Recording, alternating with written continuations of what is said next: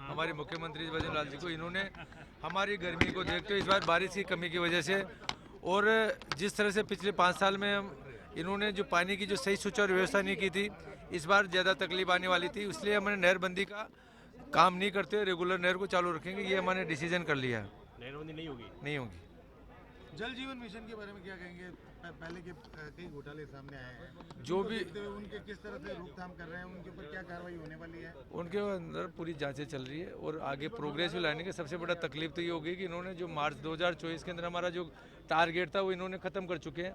पहले तो हमारा सबसे पहला मकसद ये है किस तरह से हमें सैद्धांतिक सहमति तो हमें दी है, इसकी स्वीकृति आगे काम करने की मिल जाए और आगे जो भी काम करे उसकी गुणवत्तापूर्ण काम करे, समय पे काम करे, 2 साल के अंदर किस तरह से आगे काम करे। हमने 2 साल मांगा केंद्र से, क्योंकि राजस्थान आज 33वें स्थान पे पूरे भारत में, बहुत पीछे हम जा चुके हैं। तो सबसे पहला हमारा मकसद है कि इसको आगे बढ़ाया जाए, किसी तरह इसकी मांग की है और जो भी पुराने जो काम किए उनको देख रहे हैं, उनके क्वालिटी क्या है उसकी जांच करें और आने वाले टाइम में उसमें सुधार करें। चुनाव देखते नहरबंदी का फैसला वापस नहीं लिया?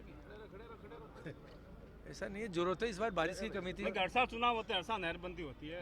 अब ये तो है नहीं कि वसुंधरा सरकार में नहरबंदी नहीं हुई थी, सिर्फ कांग्रेस सरकार में हुई थी, या चुनाव में आगे ऐसा चुनाव नहीं है। देखो ऐसा कुछ नहीं है, जिन्होंने क्या जो इंतजाम जो 5 साल में करने थे इन्होंने सही इंतजाम करते तो दिक्कत नहीं आती, नहरबंदी भी होती, सारे होते, बाकी इन्होंने व्यवस्था की नहीं है, इसलिए मजबूर हो गए कि हमारी यहाँ की आम जनता जो पानी के पीने के पानी से तकलीफ नहीं है, इसलिए हमें ये करना पड़ा। पिछले जलदाय मंत्री जो हैं उनको लेकर काफ़ी चर्चाएं रही और ईडी के और सीबीआई के दूसरे छापे भी खूब पड़े, तो अधिकारी जो है ठेकेदार जो हैं उन पर भी कहीं ना कहीं जांच की आंच पहुंची है, तो क्या कहेंगे? देखो जो सही होगा, जो सामने आएगा, सच सामने आएगा, जिन्होंने गलती की वो भुगतेंगे। हमारा काम है पारदर्शिता पूर्व काम चालू कराना, जो अच्छे अधिकारी उनको काम लेना, जो जिन्होंने काम खराब उनको सजा देना, ये काम है। जनता के जनप्रतिनिधि बन के आए, जनता के एडवोकेट हम, जनता का पैसा लगा है। देश के प्रधानमंत्री मोदी जी ने एक महत्वपूर्ण योजना विशेषकर राजस्थान के लिए, जो पश्चिमी राजस्थान में जहाँ लोग पूरे विश्व में राजस्थान को तो ये जानते हैं कि पानी की कमी है, 1% स्थायी जल है, तो इसके लिए तो बहुत महत्वपूर्ण योजना को उन्होंने बंटाधार किया, हमें आखिरी पायदान पे ले गए और ले तो गए, बाकी उसको काम भी नहीं कर पाए, तो ये बहुत। मुख्यमंत्री जी की 100 दिवसीय कार्य योजना के बारे में कुछ कहना चाहेंगे?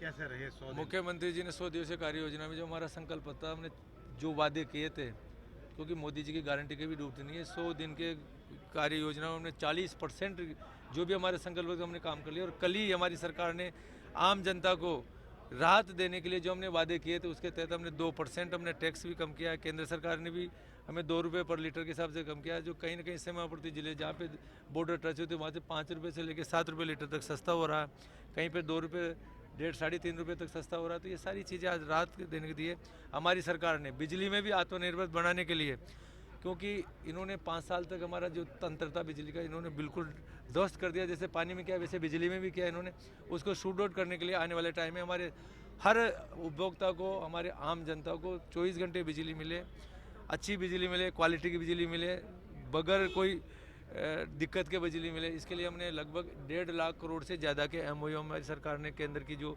महत्वपूर्ण नवरत्न जो कंपनियां उनके साथ किया है। आने वाले 2 साल के अंदर हमारे यहाँ पे बिजली की कोई दिक्कत नहीं आएगी। और भी बहुत से हमारी सरकार जो करिए पूरी चीज़ें मैं मेरे एक बारी मीटिंग के बाद में मैं आप लोगों से बैठ के बात करूँ। विभाग मंत्रालय ज्वाइन किया, उसके बाद कुछ अव्यवस्थाएं नजर आई कि इन अव्यवस्थाओं के ऊपर इलाज किया जाएगा, क्या मानना है? बहुत सी अव्यवस्थाएं थी जिनके सुधार करें। सुधार के अंदर आप सब लोग, अगर मैं अजमेर की, मैं बीकानेर की आज मैं समीक्षा करूंगा, जैसे मैंने कल अजमेर की समीक्षा की, वहाँ 72 घंटे में पानी आता था। पानी वही है, हमने हमारा कोई एक्स्ट्रा पानी नहीं बढ़ा, उसको किस तरह से सुचारू करना, कहाँ कैसे ऑन डम करते थे, उसको डिस्ट्रीब्यूशन प्रॉपर हो रहा नहीं हो रहा था, आज वो 48 घंटे में पानी आ रहा है। हम कोशिश करें कि आने वाले साल 2 साल के अंदर हर आदमी को शहर के अंदर 135 लीटर और गाँव के अंदर जो मोदी जी ने तय किया कि 55 लीटर हर आदमी को पीने का पानी मिले। उसके लिए पानी की क्या व्यवस्था? सिंचाई के लिए भी पानी की जहाँ जहाँ जो जरूरत है, जैसे हमने ERCP के लिए ERC में लगभग 3 लाख हेक्टेयर के आसपास हमने सिंचाई ली है। अभी नहीं, यमुना जो जल समझौता किया है उसके अंदर हमने 1.25 लाख हेक्टेयर के आसपास सिंचाई का प्रावधान लिया है। आने वाले टाइम में और भी हमारी सरकार राजस्थान का कोई भी खेत बगैर पानी की नहीं, इसके लिए हम व्यवस्था करें। ये अंतिम सवाल है, आपके पास में जो विधायक खड़े हैं वो पाकिस्तान की सीमा से लगती हुई क्षेत्र के हैं, और जब जब ये बात पानी को लेकर समस्या हुई है तो आपकी पार्टी के विधायक, मंत्री या दूसरे लोग भी बोलते रहे कि हमारा पानी जो है पाकिस्तान जा रहा है। उस पानी को रोकने के लिए, क्योंकि अब डबल इंजन की सरकार बनने की बात दावा कर रहे हैं, लगातार पिछले 5 सालों में इसको लेकर काम होने की दावा भी किया गया। देखो जिस तरह से पिछले 10 सालों के अंदर हमारा देश बदला है, उन्होंने ऐसी हजारों योजनाएं थी जो 30-40 से लटका के बैठ रखी थी, उस पर उन्होंने कोई काम डिसीजन नहीं किया। बाकी देश जब से देश के प्रधानमंत्री मोदी जी आए, विशेषकर सिंचाई योजना की बात करूँ तो 40 से ज़्यादा योजनाएं बहुत बरसों से लंबी थी, उनको हमने कंप्लीट कर दिया।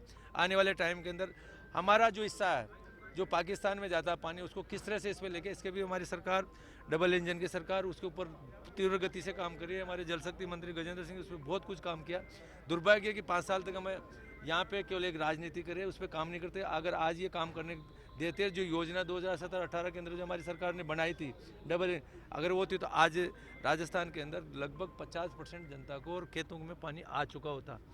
और भी जो भारत के अंदर, तो ये जिस स्पीड से जो विश्व के अंदर हम 11वें स्थान पे थे 2014 में, आज हम 5वीं ताकत के रूप में उभर के आ रहे हैं, जिसमें इंफ्रास्ट्रक्चर भी आ गया, आपका एग्रीकल्चर भी आ गया, सैन्य ताकत रक्षा भी आ गया, आपका हर सेक्टर में हमने ग्रोथ की है। तो अब जैसे ही हमारी जो सरकार जो 2024 के हम 400 पार आने वाली है, हमारी बहुत रॉकेट के जैसे हमारी अर्थव्यवस्था बढ़ेगी। 2028 में विश्व में 3रे नंबर पर जाएंगे, उसके बाद में सब बला ही बला है, कोई कमी नहीं है।